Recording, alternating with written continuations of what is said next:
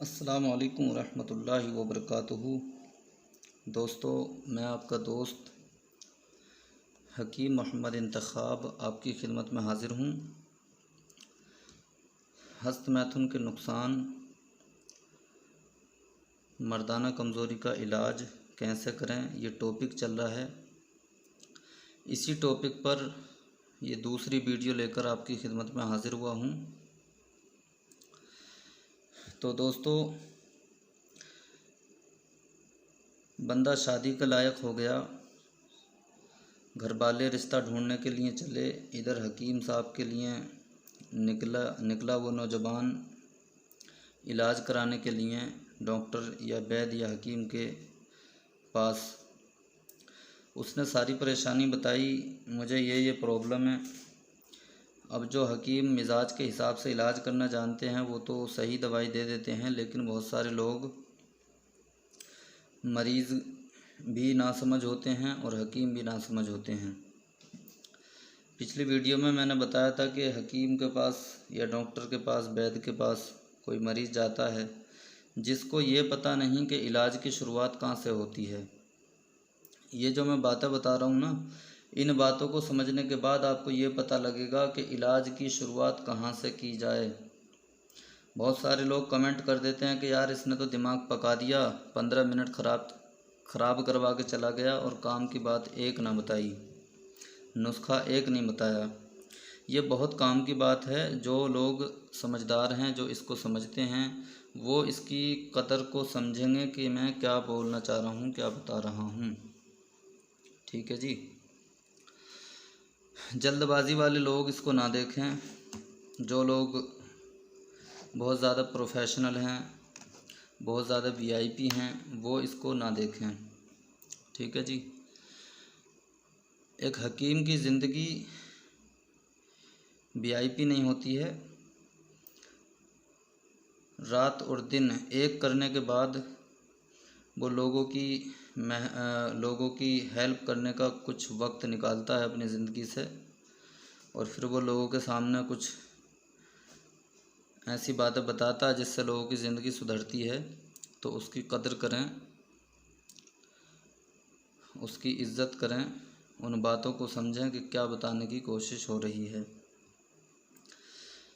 तो बंदे ने बहुत ज़्यादा हस्तमैथुन कर लिया। अब इलाज कैसे करें, कहाँ से शुरू करें। मरीज़ के पास जाते हैं, हकीम के पास जाते हैं तो मरीज़ क्या बोलता है, जी मुझे बहुत ज़्यादा कमज़ोरी हो गई और मुझे सख्ती नहीं आती, टाइमिंग की कमी है, जल्दी से मेरा इलाज कर दो, बताओ फ़ायदा कितने दिन में शुरू हो जाएगा, बताओ दवाई कौन सी है, दिखाओ क्या क्या दोगे दवाई के साथ में, कैसी दवाई होगी, गोलियां कितनी होंगी, टैबलेट कितनी होंगे। ठीक है जी। ये सवाल हमारे सामने आते हैं। ये बहुत गलत सवाल हैं, बहुत बेहुदा सवाल हैं। ये गलतियां हकीम साहब के साथ ही होती हैं। डॉक्टर साहब के पास आप बुखार की दवाई लेने जाओगे तो आप ये नहीं कहोगे कि जी पैरासीटामोल कितना दोगे,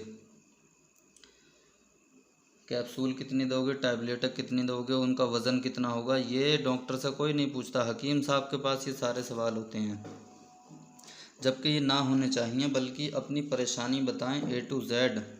सही तरीका ये है, सारी परेशानियां बताएं कि जी हकीम साहब मुझे ये बीमारी है, इतने साल मैंने गलतियां की हैं, मैंने 10 साल तक बराबर हस्तमैथुन किया है, तो मुझे तसल्ली बख्श इलाज चाहिए, मुकम्मल इलाज होना चाहिए, मुझे जल्दबाजी कुछ नहीं है, मेरी शादी में अभी 6 महीने का टाइम है, या मेरे पास 2 महीने का टाइम बचा है शादी का, लेकिन मुझे ठीक होना, बताओ कितने दिन का कोर्स है।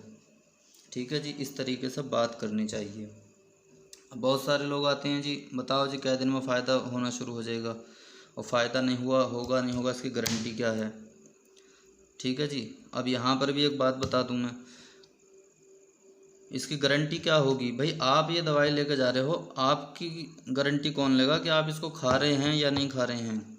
जो परहेज़ आपको बताया जा रहा है वो हो रहा है या नहीं हो रहा, इसकी गारंटी कौन लेगा। आप रात को 2-2 बजे तक गर्लफ्रेंड से बातें कर रहे हैं फ़ोन पे, एक आपका हाथ अंडरवियर के अंदर है और एक हाथ में आपका फ़ोन है, उसकी गारंटी कौन लेगा। आप ब्लू फिल्म देख रहे हैं, रोज़ाना मुस्तज़नी कर रहे हैं, दवाई भी खा रहे हैं, हमारी दवाई, किसी भी हकीम की दवाई थोड़ा बहुत काम कर रही है, उसे आप फ़ौरन निकाल देते हो, उसकी गारंटी कौन लेगा? ये बड़ा बेहुदा सवाल है। इस सवाल को बिल्कुल बंद कर दें जी, ठीक है, कि गारंटी क्या है। भाई ये दुआ मांगो कि अल्लाह ताला हमें शिफा बख्श दे। ये दवाई जो है ना, इसमें ये दवाई हमारी नहीं है, ठीक है जी, ये तो एक बहाना है। हमने इस पर मेहनत की, हमने इसको बनाया है। इसको बनाने का तरीका भी मैं आपको बताऊंगा, ये मैं अपना प्रचार नहीं कर रहा हूँ, ठीक है। ये एक एक बीमारी की दवाई है, इसको बनाने का तरीका भी आपको बताऊंगा। मैं सिर्फ एक मिसाल दे रहा हूँ, ठीक है जी।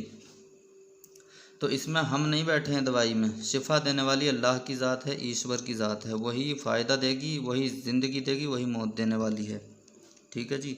हमें अपनी गारंटी नहीं है, हकीम साहब को अपना पता नहीं कब उसकी सांसें बंद हो जाएं, ठीक है जी। तो ये भी क्लियर कर दिया जी मैंने, गारंटी का लफ्ज़ इस्तेमाल ना करें, बल्कि हकीम साहब से ये कहें, डॉक्टर साहब से ये कहें कि डॉक्टर साहब मैं ऐसे ऐसे परेशान हूँ, बहुत ज़्यादा मायूस हो चुका हूँ, इलाज भी करवा लिए, गलतियाँ बहुत कर रखी हैं, लेकिन फ़ायदा नहीं हो रहा है, आप मुझे बढ़िया सी दवाई देना और अपनी पूरी कोशिश करना। देखो, कोई भी डॉक्टर, कोई भी हकीम, कोई भी वैद्य, इलाज करने वाला कोई भी अपनी तरफ से गलत दवाई नहीं देता है, ठीक है।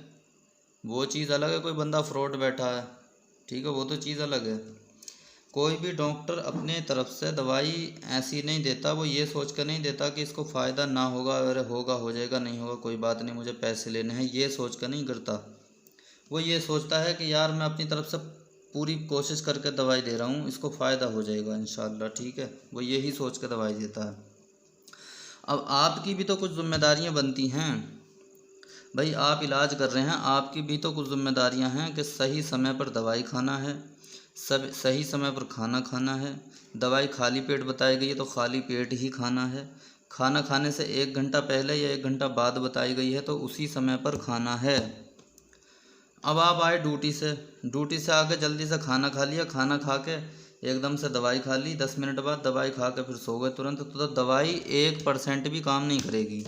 आयुर्वेद की कोई दवाई ऐसी पैदा नहीं हुई जो इस तरह से आपकी बीमारी को ठीक कर दे, इतनी जल्दबाजी में अगर आप करेंगे तो, ठीक है जी। बहुत से लोगों को दवाई बताई जाती है सुबह खाली पेट खाना है, अब सो के उठे, अपने काम में लग गए, फिर याद आया नाश्ते के टाइम नाश्ता करने बैठे तो याद आया अरे यार दवाई तो खाई नहीं हमने, फिर तुरंत दवाई खाई, जब लो चाय ठंडी हो रही है एकदम से ऊपर से चाय पी ली, लो जी हकीम साहब ने मना करा जी चाय नहीं पीना, तो वो चाय को कैसे छोड़ देगा जी?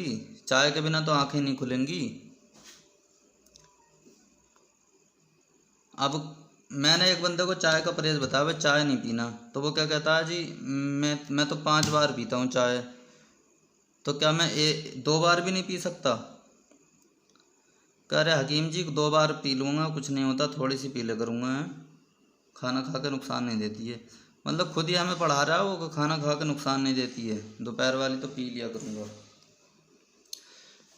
अब हमने बताया जी गोश्त नहीं खाना, अंडा मीट मछली नहीं खाना, तो एक बंदा पता क्या बोला, अजी हकीम साहब हमारे घर तो बिना गोश्त के खाना ही नहीं बनता है, तो ऐसा करो मैं जो है ना वो दाल दाल दाल खा लिया करूँगा, या शोरबा खा लिया करूँगा, लौकी गोश्त बनता है तो उसमें से लौकी खा लिया करूँगा, बोटी नहीं खाऊँगा।